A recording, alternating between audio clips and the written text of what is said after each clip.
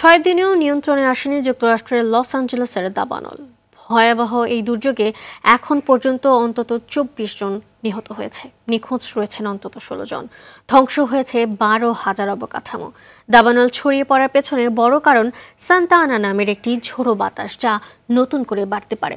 আরও জানাচ্ছেন ইমতিয়াজ আহমেদ। ভয়াবহ দাবানলে পড়ছে যুক্তরাষ্ট্রের লস অ্যাঞ্জেলেসের একের পর এক এলাকা। দ্রুত দাবানল ছড়িয়ে পড়ার পেছনে বড় কারণ হিসেবে সান্তা আনা নামে এক ঝড়ো বাতাসের কথা বলা হচ্ছে। কয়েকদিন আগে বাতাসের গতি কিছুটা কমে আসায় আগুন নিয়ন্ত্রণে আসার আলো দেখা যায়। তবে আবহাওয়ার সবশেষ পূর্বাভাসে বলা হয় বাতাসের গতি আবারও বাড়ার আশঙ্কা রয়েছে। এতে দাবানল নতুন করে ছড়িয়ে পড়তে পারে বলেও সতর্ক করা হচ্ছে। সোমবার রাত থেকে মঙ্গলবার পর্যন্ত ঘন্টায় 30 থেকে 70 মাইল বেগে বাতাস বয়ে যেতে পারে। ন্যাশনাল ওয়েদার সার্ভিস জানায় বুধবার পর্যন্ত আবহাওয়া খারাপ থাকবে। বৃহস্পতিবার থেকে পরিস্থিতির উন্নতি হতে পারে।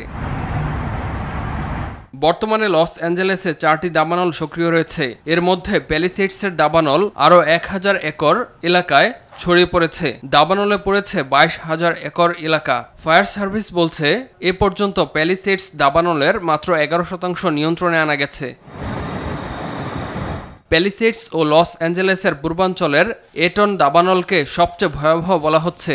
এই দুই দাবানলে 145 বর্গ কিলোমিটার এলাকা পুড়ে ছাই হয়ে গেছে। দাবানলে এ পর্যন্ত অন্তত 24 জনের মৃত্যুর খবর পাওয়া গেছে। নিখোঁজ রয়েছে অন্তত 16 জন। নিহতের সংখ্যা আরও বাড়ার আশঙ্কা করা হচ্ছে। 6 দিনের বিপর্যয়ে লস অ্যাঞ্জেলেসের 12,000 অবকাঠামো ধ্বংস হয়ে গেছে। ঝুঁকির মুখে রয়েছে আরও 57,000 অবকাঠামো। প্রাণ বাঁচাতে এলাকা ছেড়ে যেতে বলা হয়েছে 1,53,000 মানুষকে।